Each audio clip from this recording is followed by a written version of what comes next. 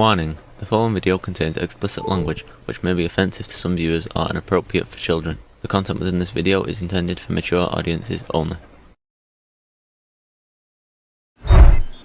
Are you ready?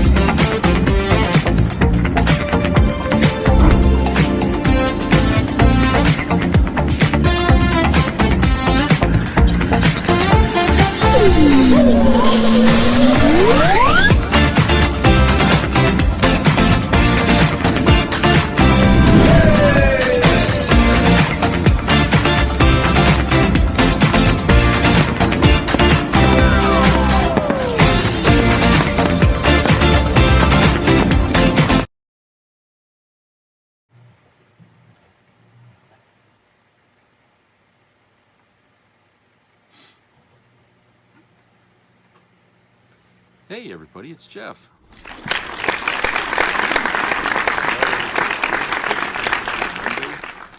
Been kind of gloomy here, but not too cold, and but it's been okay, I guess, for a Monday.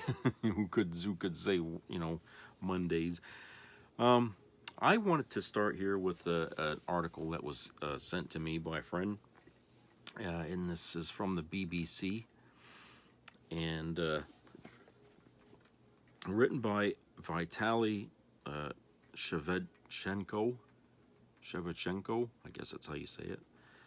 And it's entitled, "Russia's Soldiers Are Bringing Back Wartime Violence Back Home." Quote, "I'm a veteran of the special military operation. I'm going to kill you," unquote, were the words Irina heard as she was attacked by a man in Artyom in Russia's Far East. She had been returning from a night out when the man kicked her and beat her with his crutch. The force of the strike was so strong that it broke the crutch. Damn. When the police arrived, the man showed them a document proving he had been in Ukraine and claimed that because of his service, quote, "nothing will happen to him," unquote. The attack on Irina is just one of many reported to have been committed by soldiers returning from Ukraine. Vertska, an independent Russian website, estimates that at least 242 Russians have been killed by soldiers returning from Ukraine. Another 227 have been seriously injured. Like the man who beat Irina, many of the attackers have previous criminal convictions and were released from prison specifically to join Russia's war in Ukraine. The BBC estimates that the Wagner mercenary group recruited more than 48,000 prisoners to fight in Ukraine. That's a lot.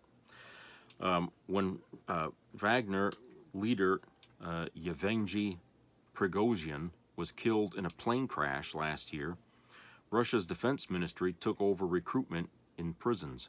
These cases have severely impacted Russian society, says sociologist Igor Eidman. Quote, "This is a very serious problem, and it can potentially get worse. All the traditional ideas of good and evil are being turned upside down," unquote, he told the BBC. Quote, "People who have committed heinous crimes, murders, rapists, cannibals, and pedophiles, they not only avoid punishment by going to war, the unprecedented bit is that they are being hailed as heroes," unquote. There are numerous reasons why Russian soldiers lucky enough to return from the war would think they are above the law. Official media call them quote-unquote heroes, and President Vladimir Putin has dubbed them Russia's new elite.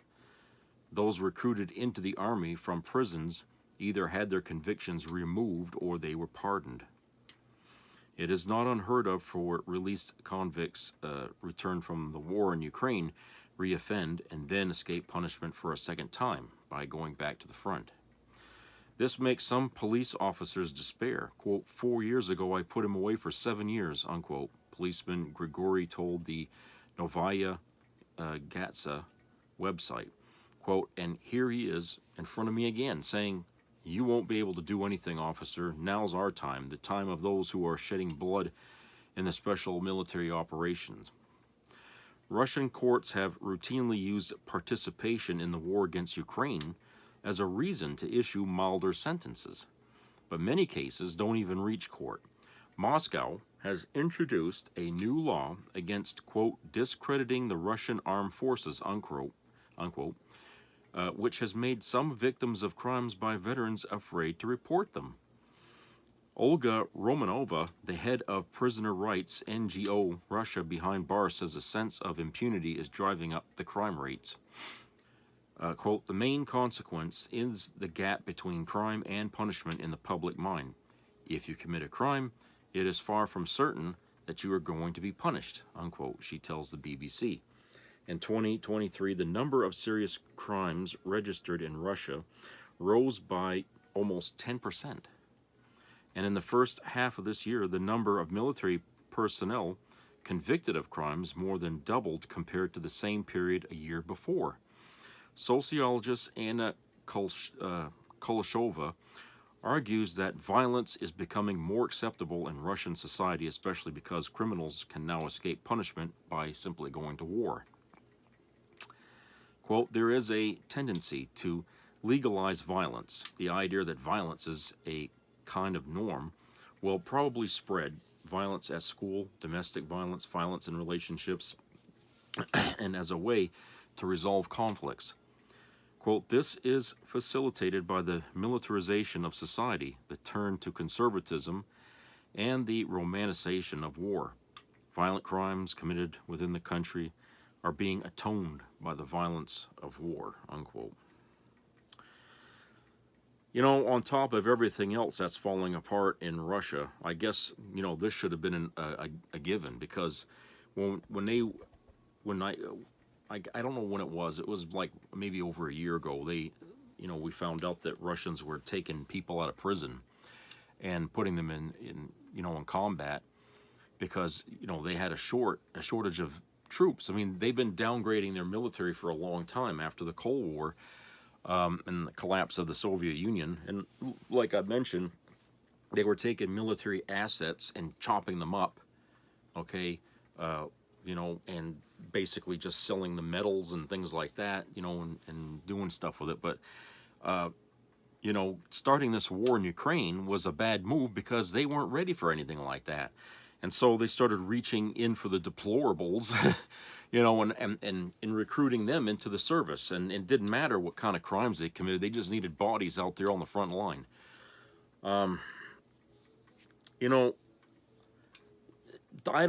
know if that ever happened here, but I think maybe Vietnam might have been one war that, somebody that wanted to join the service or was drafted into it, it didn't matter if they had some kind of a minor offense or something on their record or whatever, and they were just sent in the military, got training, and went to the war. But even during World War II, I don't think we ever did anything like that, taking prisoners out of prison just to send them off. I don't think we did that. And the fact that Russia's doing that says that, they, militarily speaking, they are, and look, they're reaching out to North Korea and saying, give us your troops, okay? And they've been sending troops, but they've been dying just as fast as they're getting there because North Korea hasn't had a war since the Korean War. And so the troops today are green as hell. They don't have any fucking experience fighting in a war. So they got sent to Russia, a lot of them, and they all died in one big blast. They took out the fucking train that was bringing them in there. So these people, Putin's finding himself really on the losing end of this thing. And now isn't the time for the United States to change policy when it comes to, our stand here against Putin. Because it means so much now to Ukraine to be able to bring this to an end. They're at the cusp of being able to do that as long as the support keeps coming. But back to the topic here about, these people in Russia, the crime rate, yeah, it's going to go up. I mean, what they're going to experience is what you know, we kind of experienced a little bit here after the Vietnam veterans came home, and a lot of them weren't being cared for at the time because our VA system was kind of, you know, shitty and everything, and a lot of these guys were just roaming around without any help, and you know, they were you know, killing their wives, and they're just causing trouble, and you know, I mean, it was pretty bad. And you know, I remember hearing a lot about that, you know, even during the 80s, you know, the early 80s. But see, they don't have a VA system over there, I think, for the Russians. They just send them to war. They get hurt, they get hospitalization. Once they're cured, they send them back out. You know, no follow-up, no treatment, no nothing, because they all their money is to, you know, goes to the fucking government. They don't spend it on the people.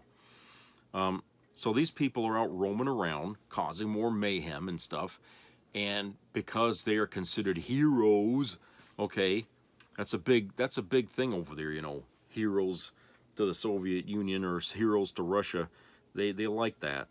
Well, if they're labeled heroes, then, you know, it's not going to be good for your heroes to be locked up because they murdered their families or they raped somebody or God only knows what else they're doing. I mean, I imagine some of these people are so angry because, you know, they're not winning this thing against Ukraine. And so a lot of these people coming back who survived it and they're handicapped or injured from the fight, you know, they got a lot of anger and they're going to want to take it out on somebody, you know. And they don't have anything for these people over there in order to help them.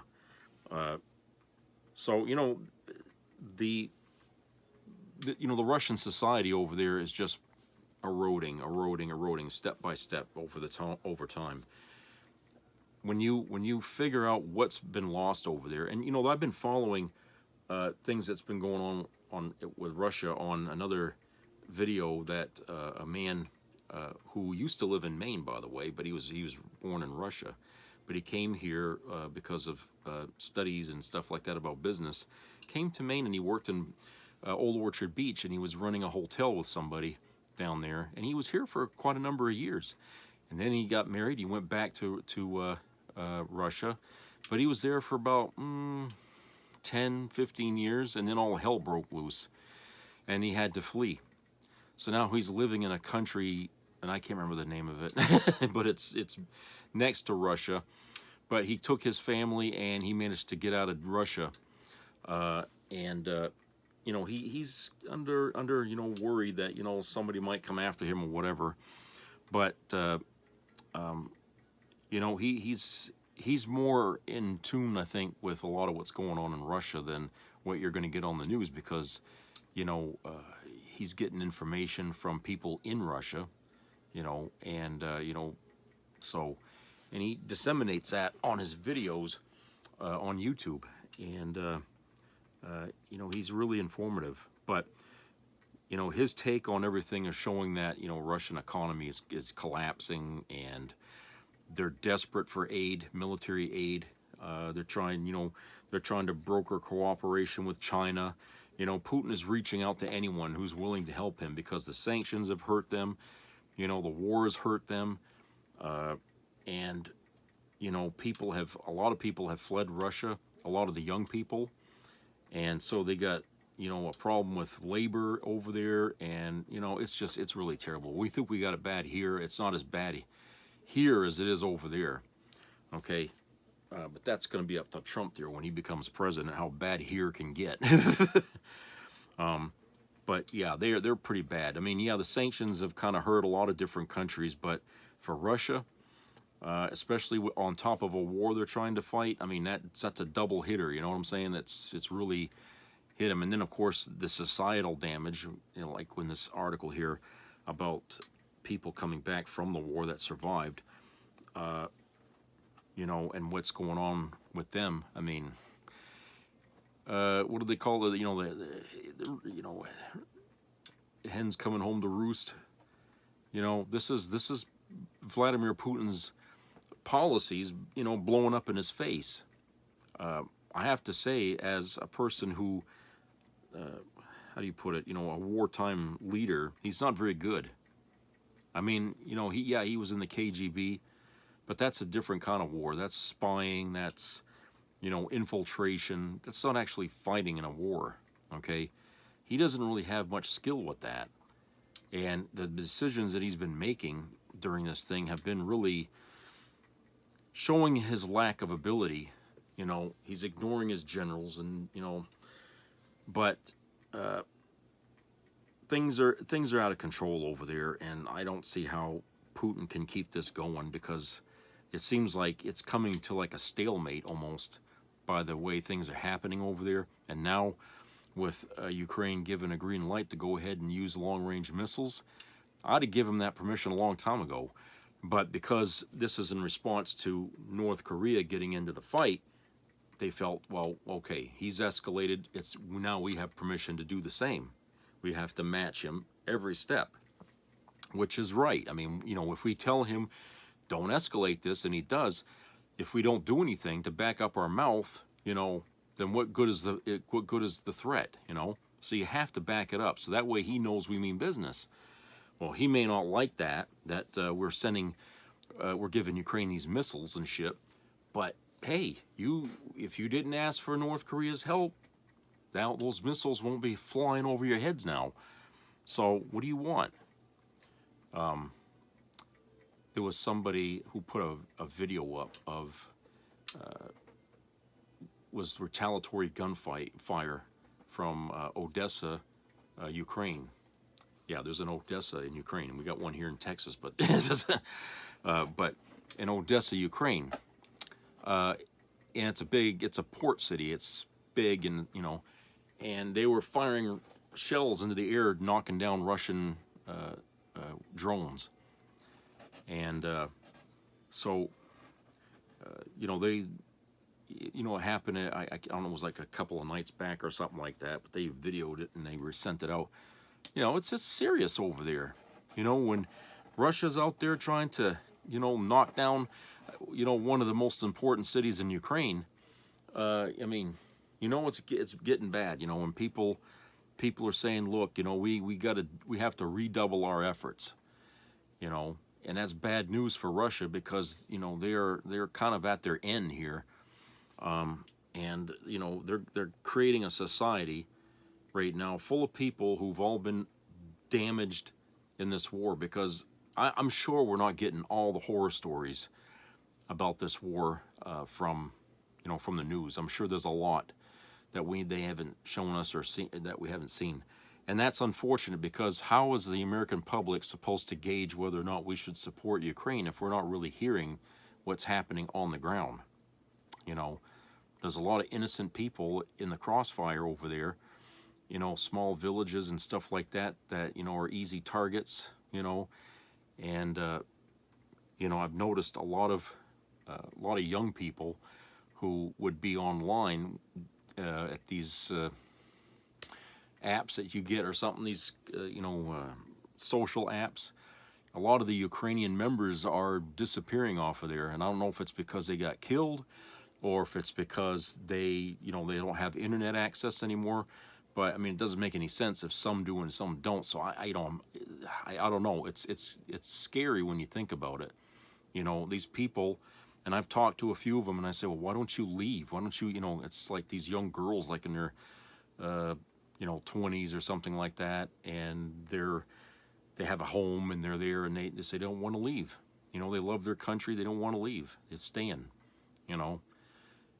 And then you start seeing these accounts starting to they're not there anymore.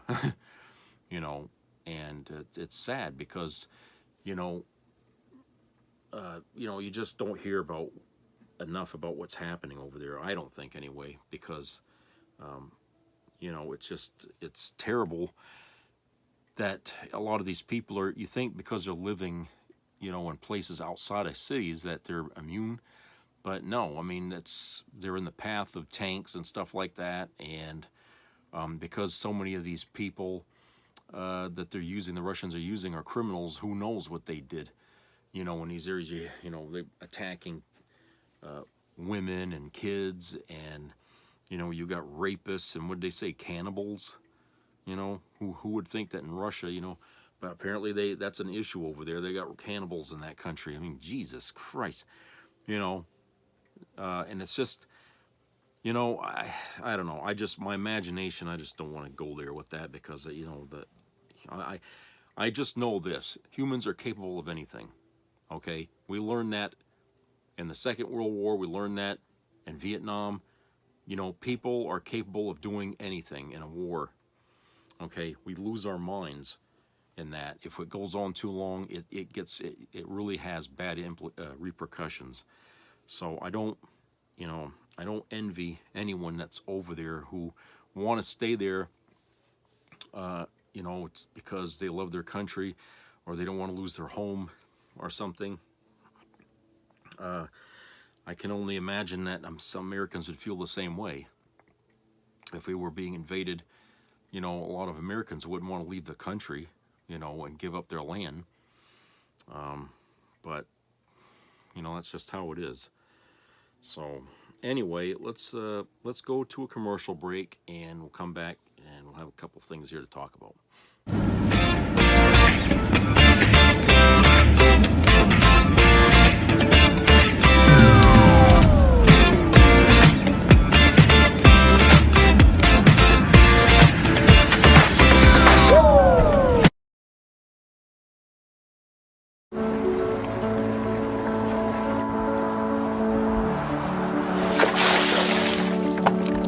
This is me.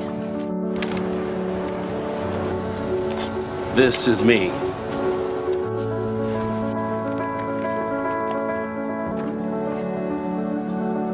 This is me!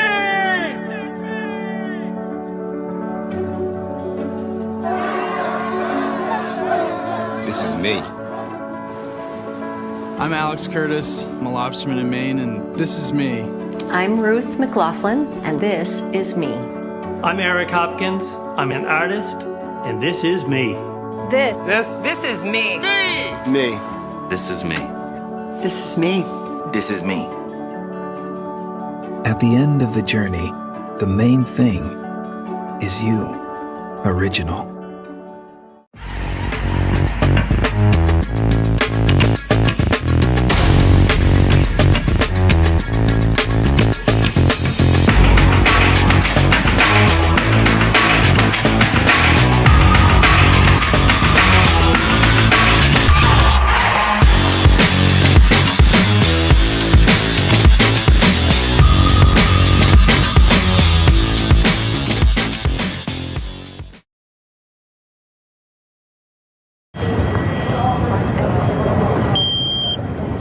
Should.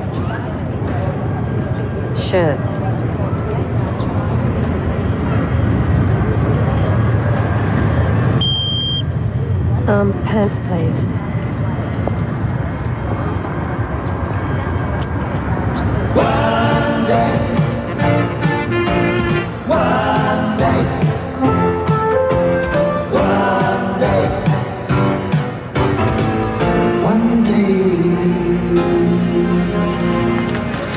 One day, you're gonna get caught. One day. Nice luggage. How stupid are the people of Iowa? How stupid are the people of the country? We have people that are stupid. There's something wrong with them. And there's something wrong with her, too. She's slow, low IQ. She's a low IQ individual. Low IQ individuals. Well, you know, you think they're stupid, and they are really pretty dumb. Stupid. She didn't know where the hell she was going. Does she drink? Is she on drugs? Some of the dumbest people I've ever met in my life. A terrible, stupid person. And he's stupidly, because he's a stupid guy, too. He's a stupid son of a bitch. We have a guy who's a dumb son of a bitch. He's a war hero because he was captured. I like people that weren't captured, okay? The Democrats say, please don't call them animals. They're humans. I said, no, they're not humans. They're not humans. They're animals. Root out the communists, Marxists, fascists, and the radical left thugs that live like vermin within the confines of our country. But do you believe in punishment for abortion? Yes or no, as a principle? There has to be some form of punishment. For the woman? Yeah, there has to be some form. Let's put her with a rifle standing there with 9 barrels shooting at her, okay? Let's see how she feels about it. You know, when the guns are trained on her face. Now, we're a failing country. We are a failing nation. We are a nation in decline. We are a nation in decline. We are a failed nation. The American dream is dead.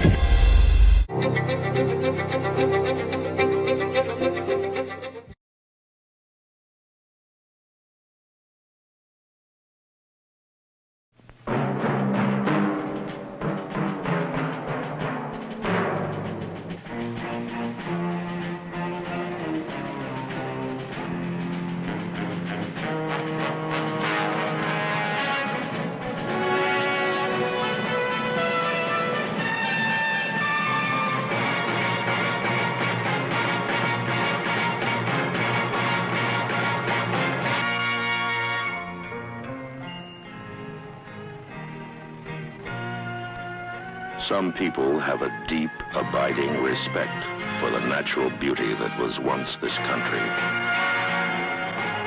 And some people don't. People start pollution. People can stop it. Write for Pollution Booklet, Box 1771, Radio City Station, New York.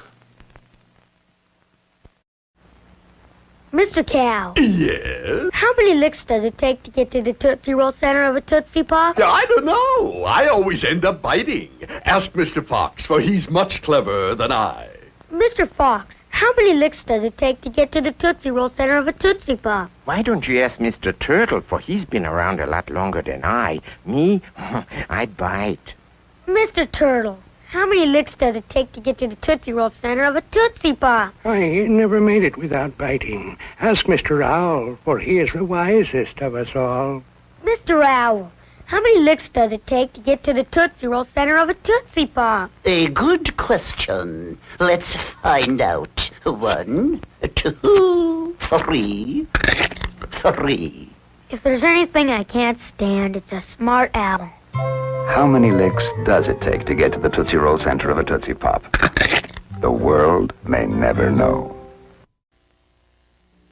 Be a part of the entertainment value of a lifetime.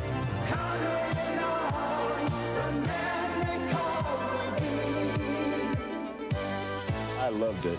It was the best performance I've seen in a lifetime. I loved the show. I liked it very much. He's a very entertaining man. It's well worth the money. Now appearing in Charlottetown, coming to Halifax November 6th to the 18th, and St. John November 20th through the 26th.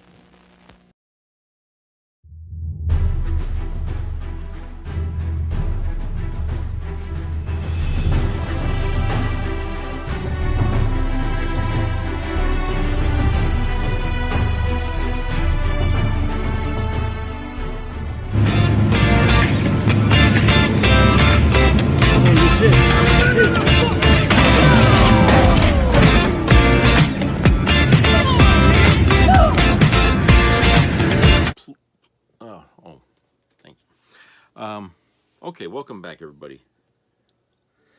All right, so there's going back to what's happening here with the issue with Trump picking criminals here to run in his cabinet, which, you know, happens to be the theme right now this week is, you know, why is Trump surrounding himself with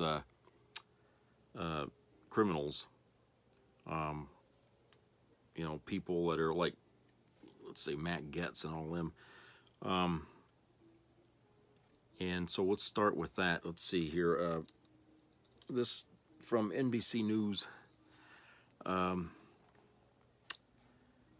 This is published today. Okay. It's entitled House Ethics Committee to Meet Wednesday to Discuss Matt Gaetz Report. The House Ethics Committee plans to meet on Wednesday to discuss its report into former GOP Representative Matt Gaetz, President-elect Donald Trump's pick for Attorney General. A source familiar with the meeting confirmed on Monday, today. The Bipartisan Ethics Committee had been investigating Gaetz off and on since 2021, probing allegations of sexual misconduct involving a 17-year-old girl, illicit drug use, and accepting improper gifts. But the committee lost jurisdiction over Gaetz when he resigned from the House on Thursday and has not released any public report on its probe. On Friday, an attorney said that his client testified privately before the ethics committee that she personally witnessed Getz having sex with a minor. Getz, who was 42, has denied all these allegations. Republican senators who will consider Getz's nomination once it is formalized next year have said they want details of the ethics investigation, whether through access to the report itself or through an FBI background check on Getz. The House Ethics Panel has been scheduled to discuss the report at its regular Friday meeting, but it was postponed after Getz resigned. CNN first reported that the committee will now meet Wednesday. A spokesman for the ethics panel declined to comment. House Speaker Mike Johnson is opposed to the release of the Getz report, telling reporters Friday he would, quote, strongly request, unquote, that the panel not make it public due to the fact that Getz is now a former member of Congress, and the ethics panel only has jurisdiction over sitting members. Talk about splitting hairs, huh? However, there is precedent for releasing ethics reports after or on the same day a lawmaker resigns from Congress. 2 months after former Representative Bill Boner, Democrat from Tennessee, resigned in 1987, the ethics panel released an initial staff report detailing its investigation. And on the day former Representative Buzz Luckins, Republican from Ohio, resigned from the House in 1990, the committee released its report into him. Making the report public, quote, would open Pandora's box, unquote, Johnson told reporters in the Capitol on Friday. Quote, if it's been broken once or twice, it should not have been, unquote. Why? What's he trying? Was he worried something else going to come out of that? You know, maybe implicating somebody else? Johnson said Sunday on CNN's, quote, State of the Union, unquote, that he has, quote, not discussed one word about the ethics report, unquote, with Trump, despite spending time with the president-elect in recent days in Washington at Mar-a-Lago and at a UFC event at Madison Square Garden. A number of Republican senators, including some who will have an opportunity to question Getz at a Judiciary Committee confirmation hearing, have said they want to see that House report. Appearing on NBC's Meet the Press on Sunday, Senator Mark Wayne Mullen, Republican from Oklahoma, said senators should, quote, absolutely have access to the House report, unquote. Quote, I believe the Senate should have access to that now. That should be definitely part of our decision-making, unquote, said Mullen, who served with Getz in the House and has been publicly criticized of the Florida Republicans' character. Quote, whoops, I'm sorry. The thing just jumped here. Quote, once again, I go back to Article 2, Section 2 in the Constitution. The Senate has to advise and consent these individuals, unquote, the senator added. Quote, in that process, we're going to give Matt Getz the same chance we'll give all President Trump's nominees, unquote. Yeah, let's be fair about it. I mean, if there's any shit there, they're going to find it. And they want to see that report. And I don't blame them. I mean, look, why just accept him because Trump selected him, okay? Everybody that he's been picking so far has made people, you know, on the right scratch their heads because Matt Getz is nobody's baby, especially in the GOP. You know, a lot of people don't like him, okay? Even some MAGA people don't like him. But for some reason, Trump selected him. Why? Because Trump has shit on him to make sure that he stays loyal to him? You know, maybe Trump is sitting on, you know, whatever police report or something or whatever the hell was going on with that 17-year-old girl that, you know, showed that he did do something to her, and he's going to, I'm keeping that buried just to make sure that you keep yourself doing what I tell you to do. Because I think that's the way Trump operates. He likes to have leverage over people. So you can expect that all these folks that he's picking, right, to do stuff for him or to sit in offices or, you know, appoint him for this and that, it's all because he's got shit on them, all of them, okay? And I'm sure when he was president, he must have did a lot of background digging into a lot of folks to find out what they have secret, you know, because he's a dirty man. I mean, the fucking guy, he plays dirty and he is dirty, and you know, and scum like that will always deal from the bottom of the barrel, you know, to get their way. So yeah, that's what's going on with Mike Getz right now. So here's another story here about Tulsi Gabbard that everybody's having a problem with. And this story is published in The Hill by Tara Suter, entitled Top House Democrat Gabbard, a National Security Threat to the United States. Representative Gregory Meeks, Democrat from New York, the ranking member on the House Foreign Affairs Committee, said on Monday, today, that former Democratic Representative Tulsi Gabbard from Hawaii, now a Republican and President-elect Trump's pick for Director of National Intelligence, is, quote, a national security threat, unquote, to the United States. Quote, so to have Tulsi Gabbard there now, who has basically said good things about Syrian President Bashar Assad, secretly gone over to visit him, good things about Russian President Vladimir Putin, shows to me that that's a national security threat to the United States of America. And I think under ordinary circumstances, if you go through regular security screening, she would not pass the test to receive classified documents, unquote, Meeks told MSNBC's Ana Cabrera. Trump announced last week that he had selected Gabbard to be Director of National Intelligence in his next administration. Quote, I know Tulsi will bring the fearless spirit that has defined her illustrious career to our intelligence community, championing our constitutional rights and securing peace through strength. Christ. You know, when he talks like that, you know he's full of shit because he don't believe any of that. Tulsi will make us all proud, unquote, Trump said in a statement at the time. Gabbard has in the past shared content implying that the U.S. was involved in making biological weapons in Ukraine, perpetuating a narrative from Moscow. She also met in 2017 with Assad, who has been accused of the use of chemical weapons on Syrian civilians. Quote, she was on the Foreign Affairs Committee when she secretly went over to visit Assad. She made public statements about Russia. And I think that, you know, unfortunately, it does follow what Donald Trump has done and what Donald Trump has said Meeks of Gabbard on Monday today. Quote, because Donald Trump said he trusted Russian intelligence above the United States intelligence, unquote, Meeks added.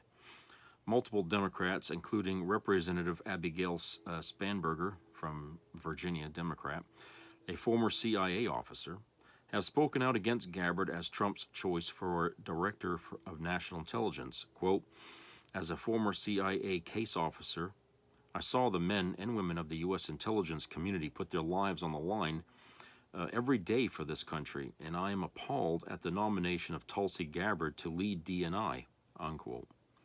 Spanberger wrote on the social platform X last week.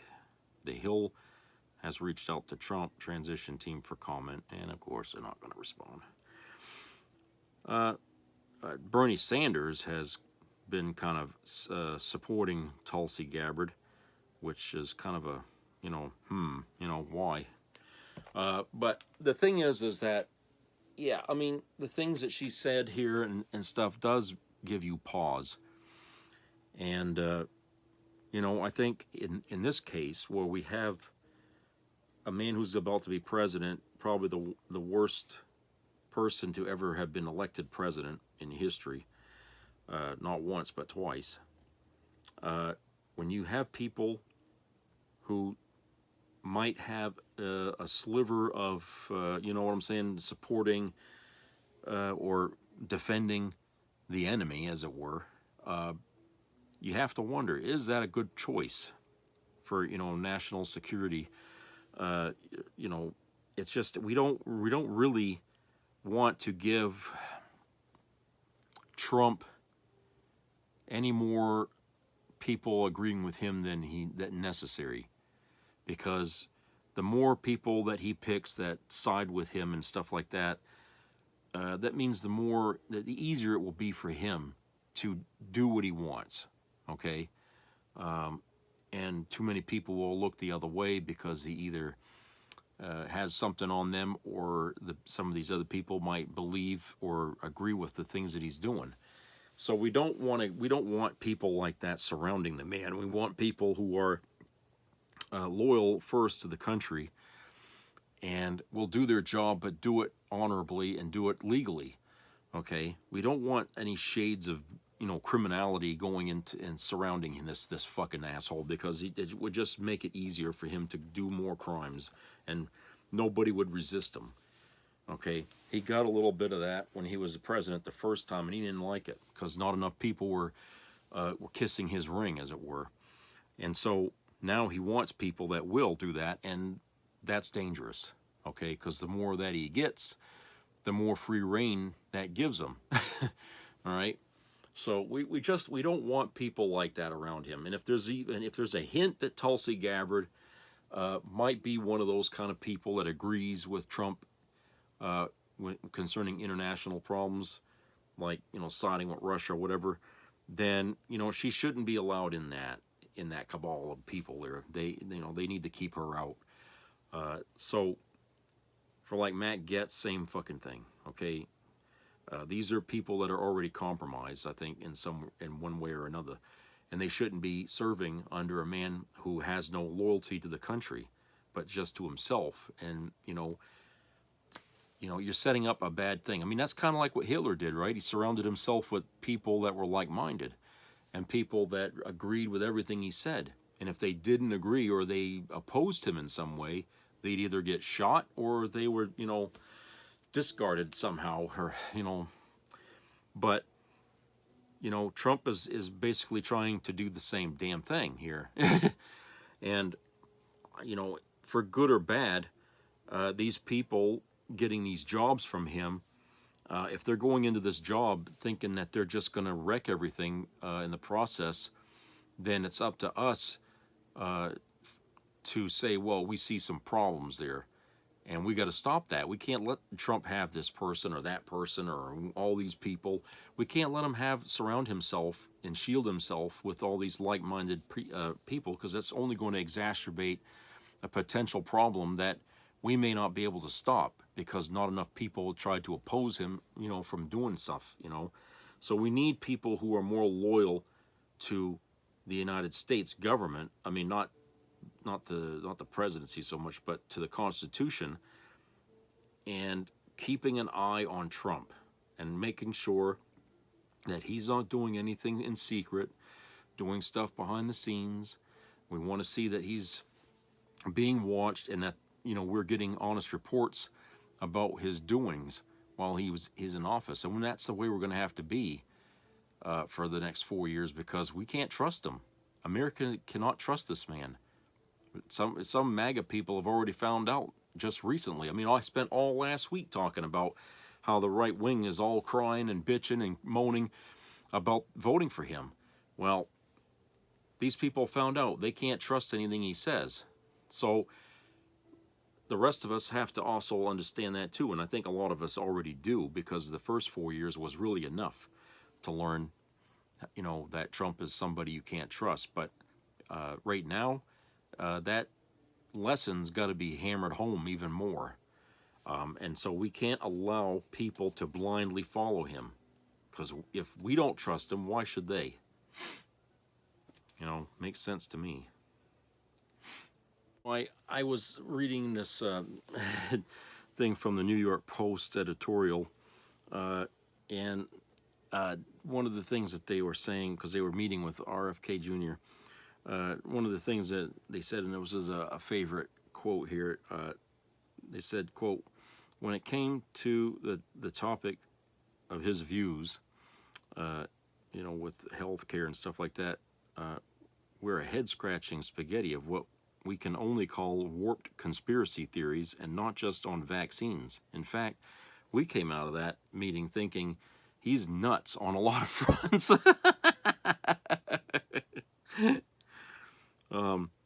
So again, I feel like, you know, why RFK? What fucking experience does he have with you know, with the job? I don't know. He must have paid Trump or done something, you know. But everybody says he's dangerously unqualified for the job. And it's really crazy. Then let's see. Trump confirms plans to declare a national emergency to enact a mass deportation program. The president-elect declared the reports are true while reposting a comment from Tom Fitton, the president of the conservative group Judicial Watch, who said that Trump will, quote, use military assets to reverse the Biden invasion, unquote. The Biden invasion. So, yeah, even though everybody's saying that him using the military in this fashion is really ridiculous and really would take our attention away from what's really going on in the world, to use our military in such a huge way like that, it's going to take a long time to accomplish what he wants to do. And by declaring a national emergency, that would basically give him authority to use the military, right? But again, everybody's saying, it just can't be done. I mean, you're talking millions and millions and millions of people that he wants to deport, and it's going to tie up military assets that we need right now because of tensions going on globally, not to mention what's happening, in the Pacific there with China and Taiwan and all that, what's going on there. I mean, how the fuck is he going to be able to justify that? And is Congress going to be dumb enough to just sit on their laurels and just let that go on? I mean, that's another thing, you know.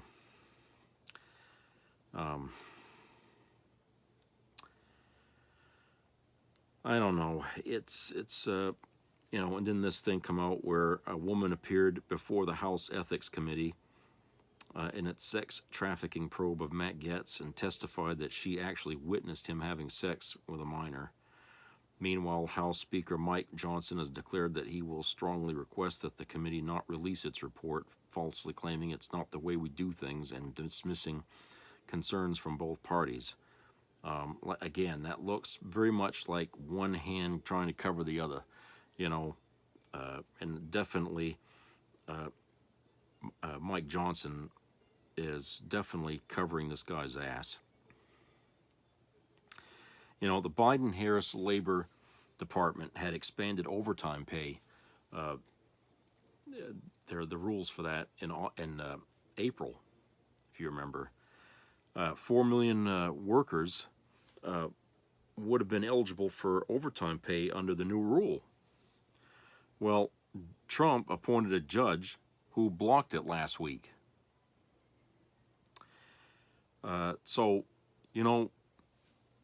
MAGA, you telling me that that the GOP is the party for the working class, what I just told you right here says that it isn't. All right. How can you explain that to people who wanted overtime pay and now that's been blocked? You're not for the working class. You're for the rich. The rich are the people who benefit from that. Okay. That's what something that the rich wanted you to do. Jesus. And then I keep going back to that. Back in I think it was in July the 9th, I guess, at a rally, and he said, "I don't care about you. I just want your vote." Well, right there, that explains why he's blocking the overtime pay thing. He doesn't care about the people, the workers, or veterans, or anybody. Okay, at that time, he wanted your vote. He got it. Now, that's it. He don't want to see you or hear you or smell you or ever have to acknowledge you ever again now. It's all about him now. The campaign is over. The promises he made were just paper thin. And now you people are going to be fodder for him and his bullshit. So, you know, you guys reap what you sow. You know, you really do. You reap what you sow. You're going to be crying about this. I talked to somebody this morning online about, you know, how ridiculous they were to vote for Trump. And I said, well, you know, he made a lot of mistakes, and his mistakes cost over 1 million American lives. And you know what I got back for a response? Shit happens. And I said right there, well, that right there tells me that talking to you was just wasting my breath. You don't have the intelligence to even understand where I'm coming from, and nor should I spend time educating you on what you don't know. You know, so that's MAGA. That's what MAGA is. They don't care about the other guy. It's only themselves. It's selfishness that cores that party together. Everybody's in it for themselves. What happens beyond the confines of their cult does not matter to them in the least. But the funny thing is a lot of those people that died, you know, from COVID under Trump were Republicans who thought and believed the way they do about what he was saying, you know. And Florida had a lot of, you know, talking heads from the MAGA party on their radio down there, and just they lost, I think, 6 or 7 of them from COVID, every one of them. So, you know, this is what happens when you follow a nut. Karma comes right back around, and each one of those people, you know, paid the price for following a lunatic. And so it will be with the people who voted for him this time around again.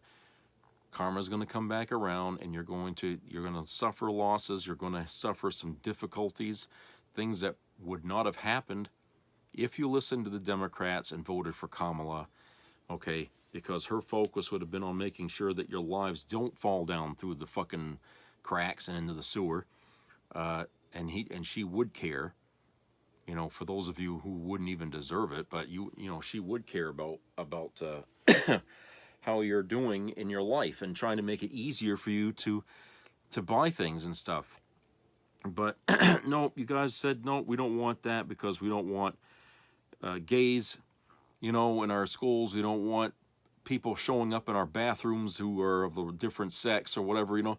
They were voting on their fears and their prejudices and their hate. That's what drove them to the fucking polls. And Trump played them like a fucking fiddle from hell, okay? He done every damn thing. He said every damn thing that he knew would energize the hate. They're eating your pets. They're eating your cats and dogs. That's what he was saying. I mean, he was just reaching into the bag of hate, you know, and made those people so fucking keyed up with hate and paranoia that they just couldn't help themselves but vote for Trump. And boy, you know, they played right into his hand. Suckers, all of them. So anyway, I guess that's it for today, and I hope everybody has a great rest of the week. So subscribe, comment, and share, and keep your ears open for health-related matters. Try to be good to everybody, you know, even if you don't want to. It's always better to be nice to people than it is to be confrontational, because I see a lot of that going on, not just on the internet, but, you know, out in public and stuff like that. People are just like they're itching to start an argument, you know. Leave that shit at home. Don't bring that with you to work or when you're just out doing stuff, okay? We're getting enough of that crap from certain groups out there. So just try to keep it under, you know, keep it in your pants or whatever. It was whatever the hell they say. All right, I'll talk to you guys later. Take care.